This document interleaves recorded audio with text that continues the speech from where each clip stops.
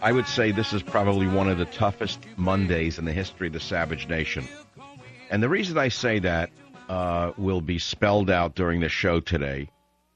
But let me ask you a question. Let me begin with a question. Would it be too predictable of me to say to you that I believe this is the most incompetent, perhaps the most traitorous administration in American history? Would it be too predictable to say you've heard this all before, so what? Would it be too predictable to say, have you ever seen anything like this? Would it be too predictable to ask you the following question? Over the weekend, an attempted terrorist attack in Times Square. Who stopped it? A street peddler.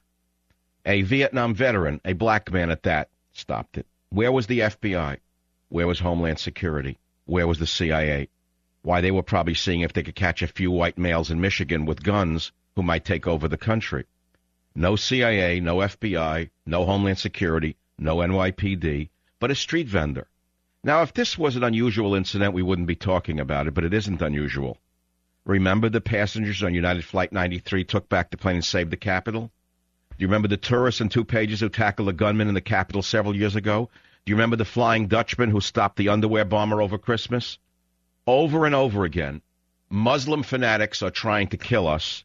Over and over again, individual Americans using personal initiative and good judgment have been the true first responders who have saved us from these attackers. It's the citizens of this nation who are doing their job. The government is not, and that's just on the domestic front. Why do I say that's just on the domestic front? Because last night, I picked up a website out of the Middle East that shocked me.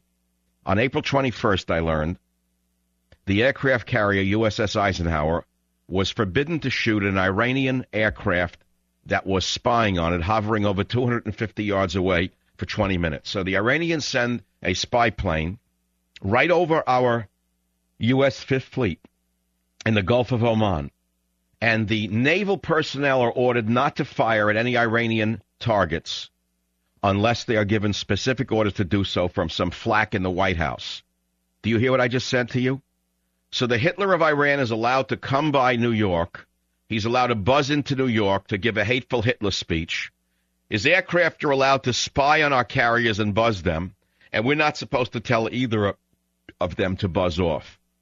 To me, we've gone from the gang that couldn't shoot straight to the gang that can't shoot at all. I believe our government has failed us completely. I believe the press is non-existent. Over the weekend, there was the Washington Correspondents Association dinner. Now, you may say it's just sour grapes because I wasn't invited. I was invited. I was very much invited by the Washington Times and by another organization. I knew well enough not to go to this group of anti-American press members and failed actors. But when I turned on the television and I listened to this schmuck, who's the head of the Washington Correspondents Association dinner named Edwin Chen, I realized that we are in much deeper trouble than I could believe. When I listened to this bumbling putz, the head of the Washington Correspondents Association, get up and introduce his mother, his mother-in-law, and his wife, as though it were a high school play, I realized that we no longer have any semblance of a free press in the United States of America. And then it got worse. Obama comes up, and he began by making jokes about his birth certificate. So let me see if I understood this. The media is not allowed to talk about where Obama was not born, but the president can talk about it anytime he wants in order to debunk any questions about it. We are being ruled by incompetence. We have no security, we have no government, we have no press, and in the dangerous times we are living in, we must depend upon ourselves. So let me begin at the beginning. We'll go back to Saturday. By the way, there is one piece of good news.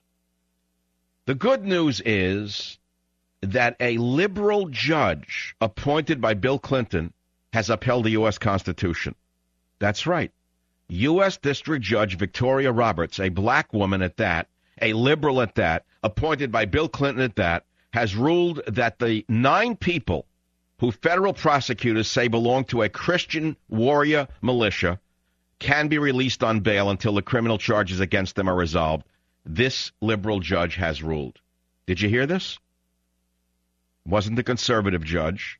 It was a liberal judge who understands the Constitution, who said that the government did not produce enough evidence to hold them without bail. That's amazing. I wish I could report the same about Lieutenant Behenna, a case that I seem to be the only one covering in the United States of America. But I learned something from his mother today. Vicky Behenna wrote me a letter. I won't read the whole thing. I'll read you a line or two. You know, this is the lieutenant, an Army Ranger who's been given 15 years for defending himself against an Iraqi insurgent. Here's what she said to me. Dear Michael Savage, I must tell you that Michael is not the only soldier Marine that has been charged with a combat-related killing during this conflict. I'm told that there have been more soldiers and Marines charged in this conflict than Korea and Vietnam combined.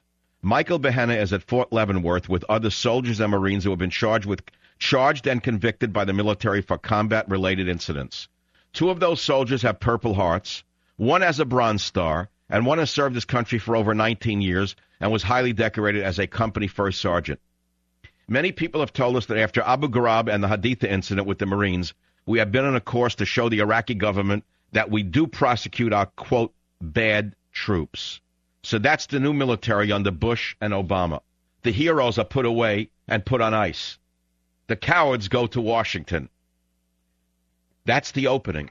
This is the Savage Nation. 1-800-449-8255. Now I'll bring it up to a domestic incident. They failed us on the Christmas tree bombing. They failed us on the incident over the weekend in Times Square. Wherever you turn, the government has done nothing to defend us. And there was Big Sis cleaning up birds over the weekend, or at least acting as though she was about to get out the rubber gloves and wash oil off a seabird. Maybe the street vendor should be made the head of Homeland Security, and maybe Big Sis Napolitano should go clean up seabirds, because she's certainly not defending us against Al-Qaeda or our other Arab friends here in the United States of America. But the greatest insult to me is that Hitler has come to New York and not a peep out of the American verminous media. Not one word. Now imagine it's 1940 and Hitler comes to America to give a speech in New York City, and nobody in the press says one word about Hitler except a few websites and a few radio hosts. That will give you some idea of the fact that the country has been taken over by not by the far left. No, not by the far left. Taken over by the far cowards. The far cowards of the press. I spit on all of you.